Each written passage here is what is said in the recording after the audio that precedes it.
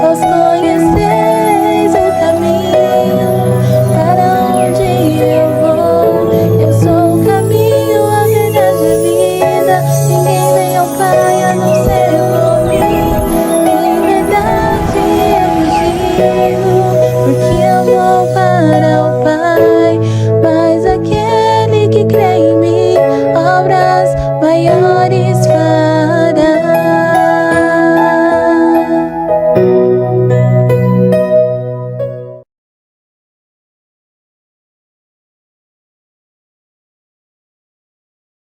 Eu ia fazer umas perguntas pro pastor aqui, mas a primeira que eu ia fazer para você assim, existe uma forma de evangelismo, mas eu acho que no que a gente está conversando aqui já deu, né, bem deu para trazer mas eu ainda acrescentaria aí um detalhezinho.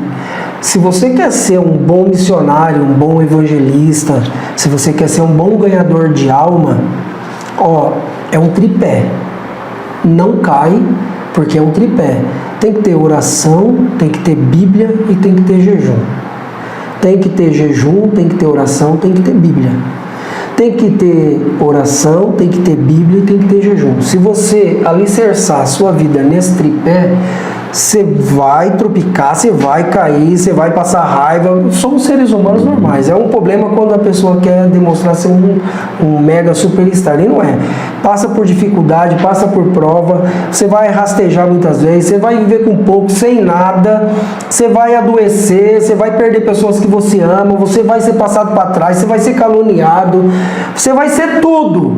Mas vai ter muito momento de alegria, de prazer, de comunhão, porque quando você estiver no pior do seu precipício, esse tripé não te deixa cair.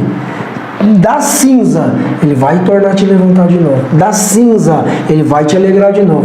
Da cinza, você se levanta de novo. E você vai fazer o quê? A comissão dele, porque você estudando Bíblia, você vai entender que você foi chamado para pregar, para evangelizar.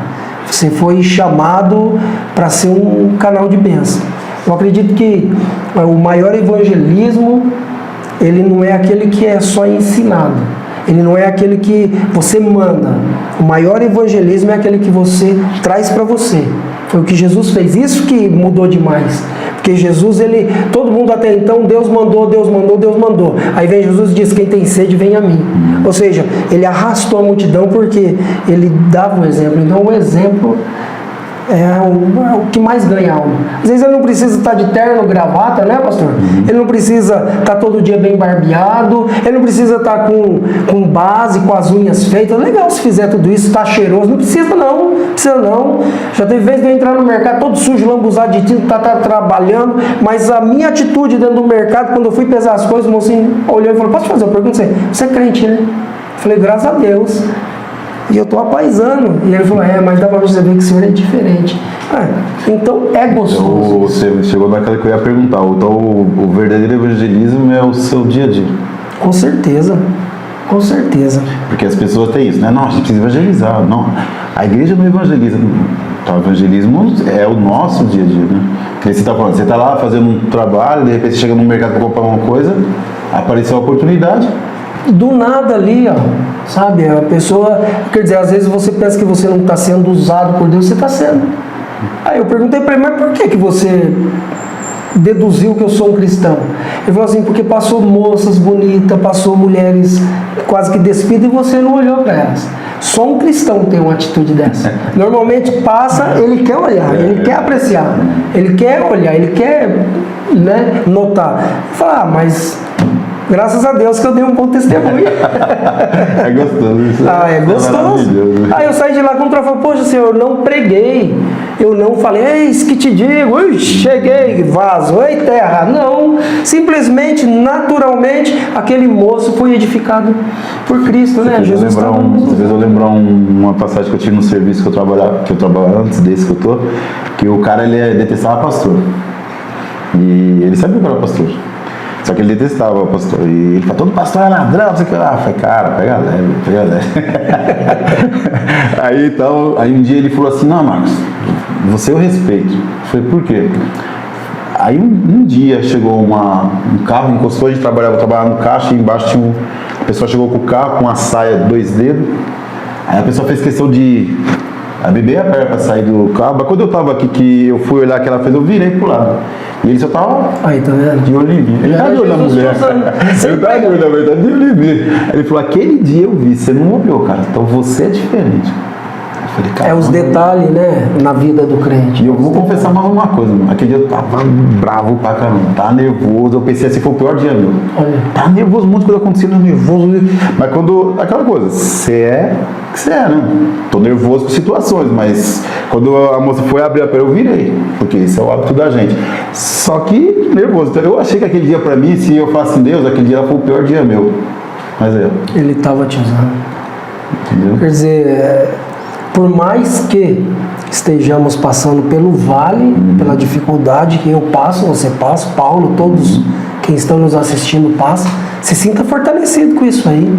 Isso é um discipulado para você já nesse momento. Porque passar todo mundo passa. Passa e é os estreitos mesmo. E, pastor, não teve vontade de voltar para trás? Não teve nada assim que te abalasse, que te fez, poxa, mas por que eu penso às vezes, eu falo assim, pô, por que eu demorei tanto para aceitar Jesus? Na minha compreensão, já se passaram praticamente 30 anos. E eu até parei de fazer essa pergunta, mas eu, Senhor, por que o Senhor me salvou quando eu era uma criança? Eu teria uma pureza melhor, eu teria... Mas aí depois um dia eu senti que Deus estava ministrando, dizendo, você não suportaria o que você suporta hoje.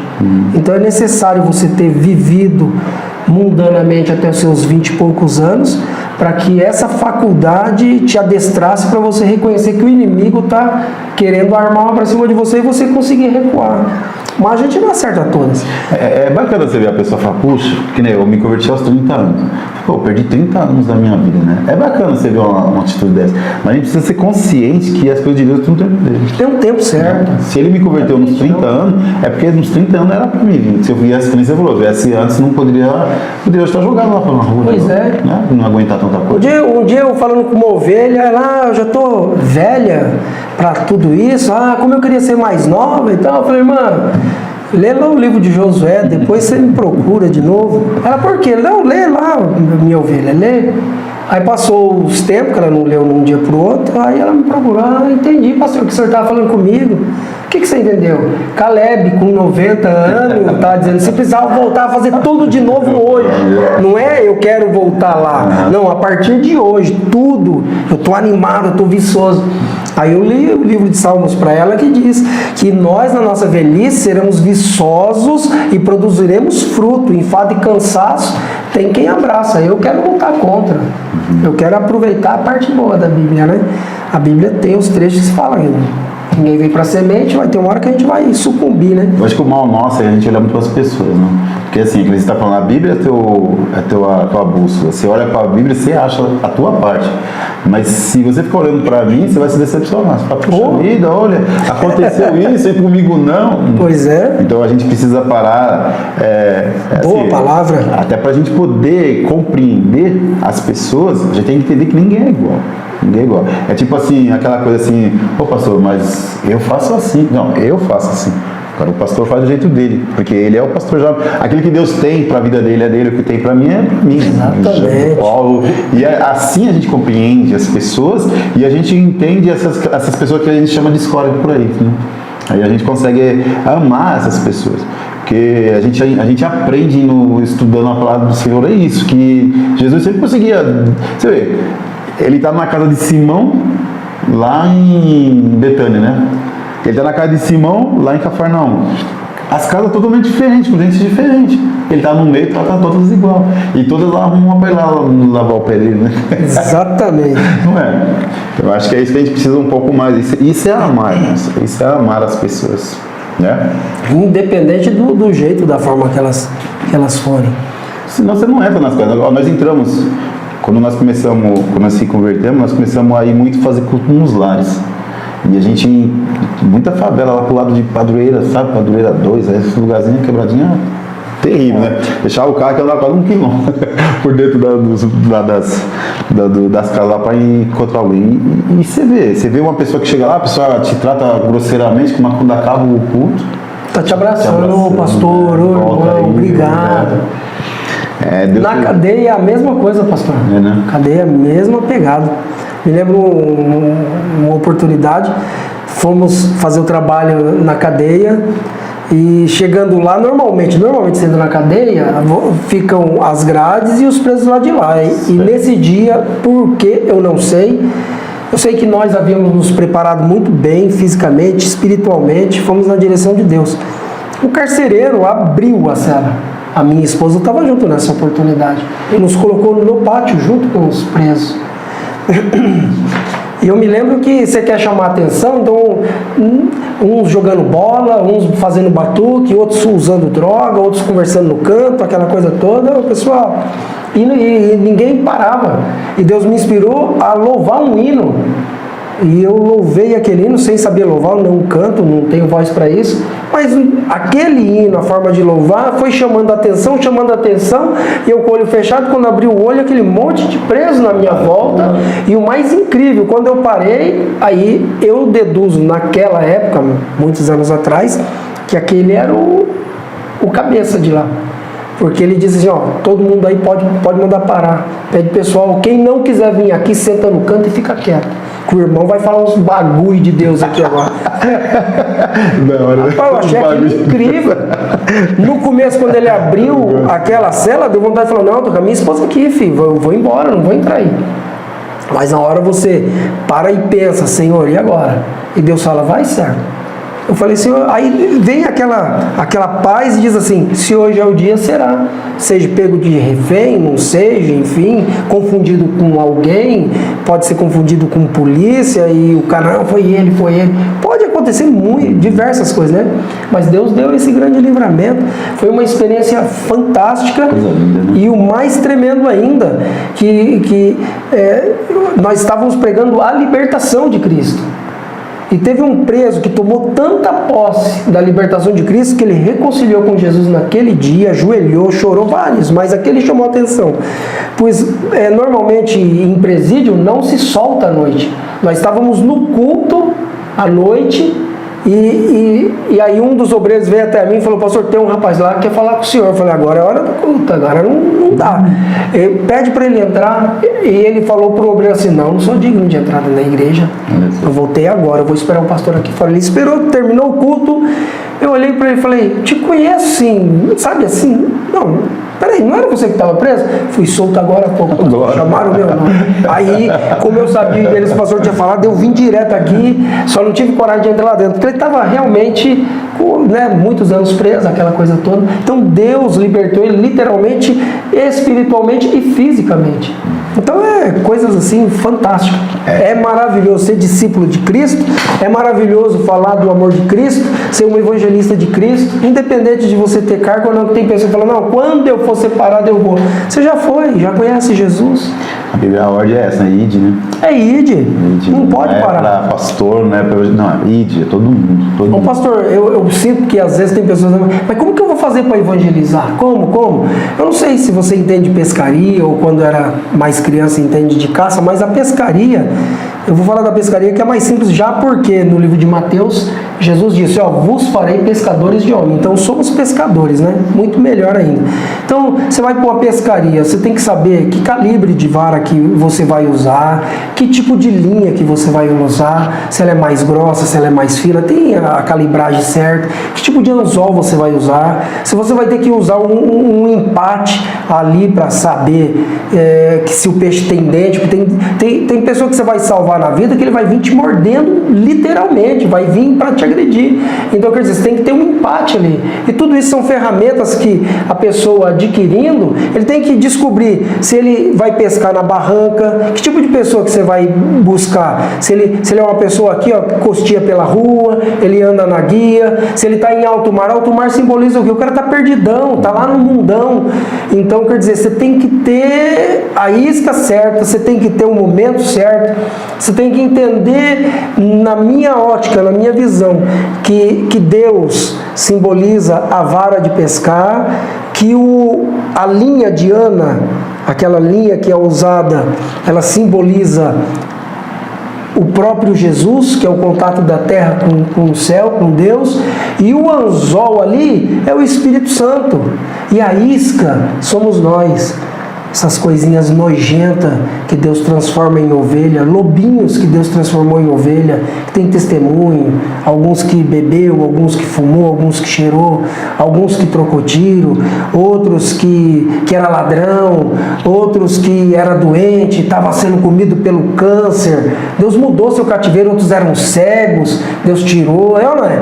Então quer dizer, você é uma isca preciosa, você é importante para Deus. Então você sabendo o tipo de pessoa que você quer conquistar para Cristo, porque não adianta eu ir lá falar numa linguagem hermenêutica com o cara que está na rua, o cara que está dentro da cadeia. Se eu entrar lá para falar na linguagem que a gente usa nos púlpitos ou dentro de um colégio, ninguém vai entender nada.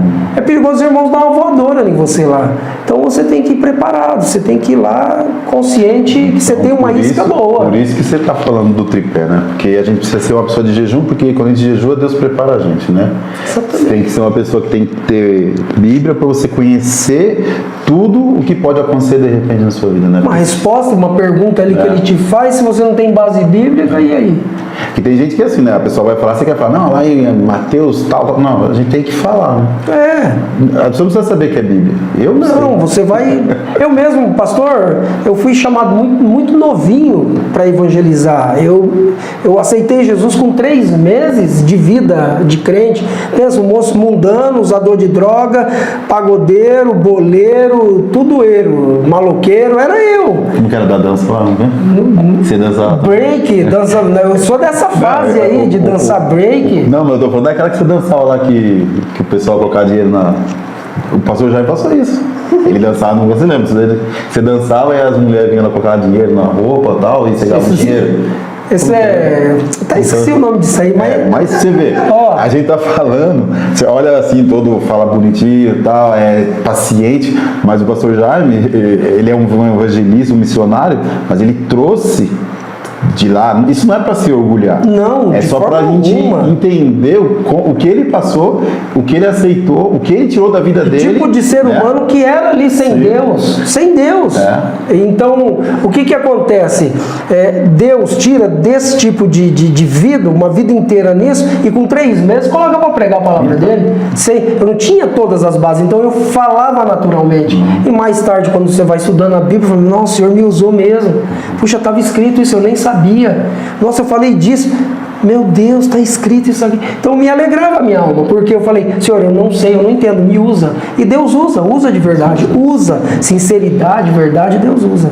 Então, o que a gente aprende hoje aqui com esse testemunho do pastor Jaime, essa orientação, é que assim, a gente não tem que, sabe, às vezes a gente quer preparar um momento para fazer. Não, a gente tem que estar sempre preparado.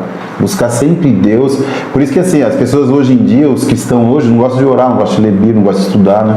Porque assim, às vezes até ler a Bíblia, ler como devocional, só o senhor meu pastor na falta, pronto, fechei a Bíblia, vou embora. Fiz o meu devocional. Não é isso, a gente precisa estudar. Porque assim, as coisas não é simples. Às vezes a gente está acostumado o quê? Ir lá na igreja, onde todo mundo vai para ouvir a palavra, e você traz uma mensagem e tal, eu, homem de Deus e tal, mas você viu a experiência do pastor Jaime falando na prisão. Então assim, no orfanato vai ter gente, nos asilos vai ter pessoas que precisam, em lugares aí que nem você falou da pessoa doente que está com cheiro ruim, né, que é a mulher lá que morreu.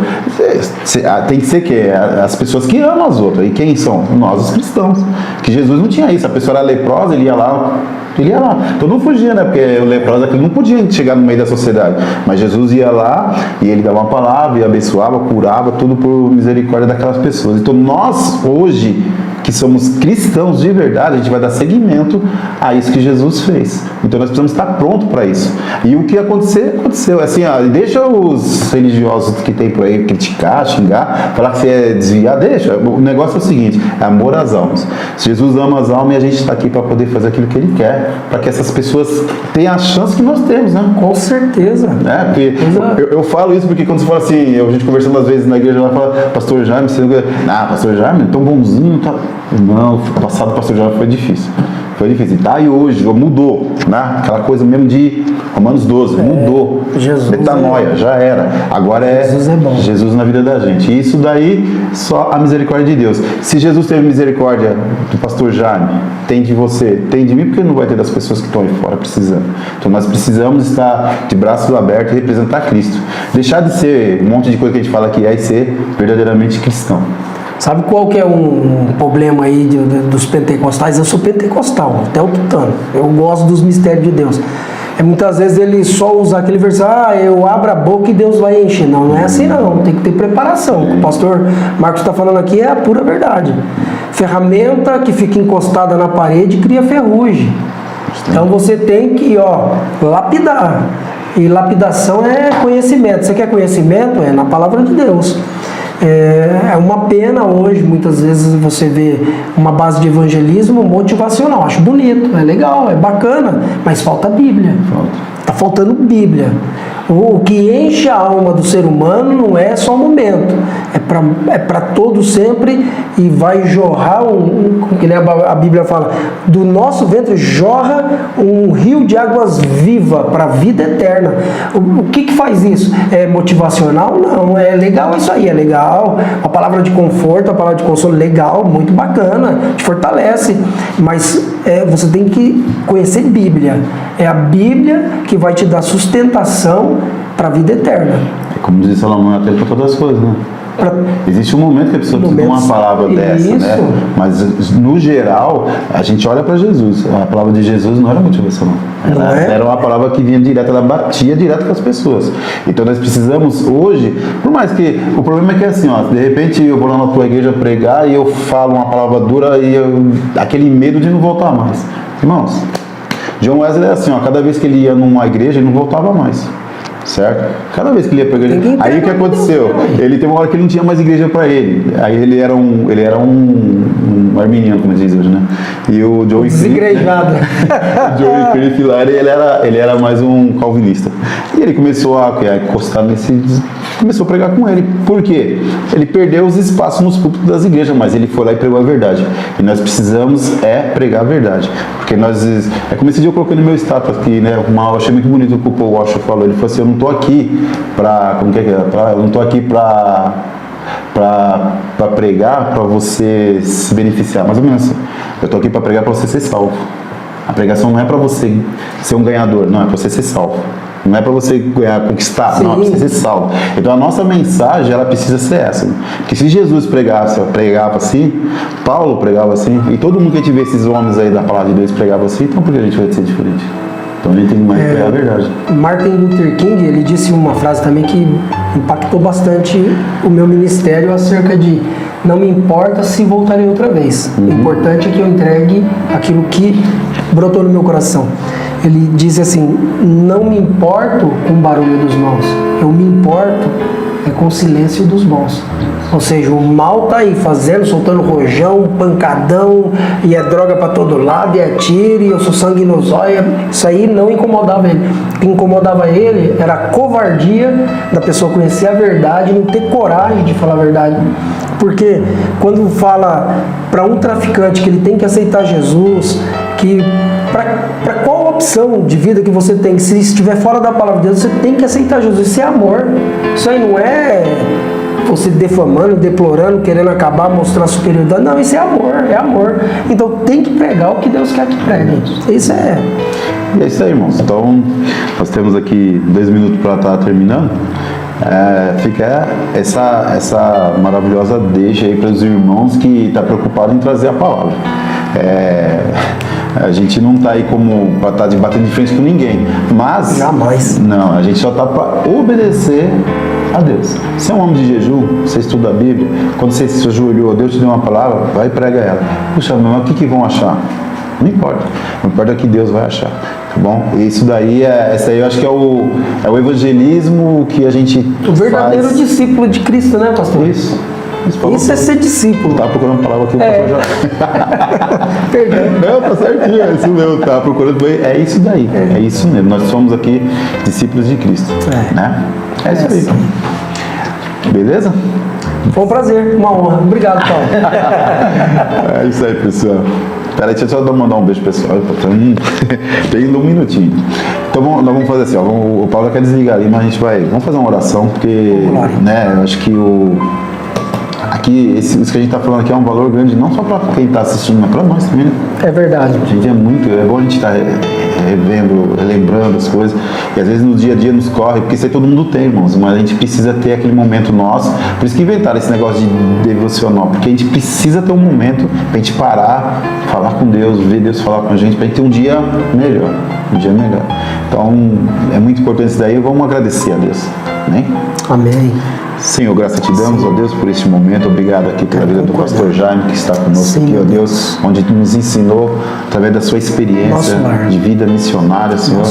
Muito obrigado, Senhor. Nós agradecemos, saímos daqui edificados e eu acredito que cada um que nos assiste, ó Senhor, ó Pai amado, vai sair daqui também totalmente tratado, ó meu Deus, cuidado, ó Senhor, e o Senhor vai nos orientar para que a gente possa ser melhor nas tuas mãos, sabendo que o Senhor prepara as boas obras para que a gente as cumpra e que a gente possa cumprir, Senhor, meu Deus, honrando o nosso Deus e fazendo com que as pessoas, Senhor, sintam o amor do Senhor, ó Pai, nas vidas delas. Nós te agradecemos em nome de Cristo Jesus.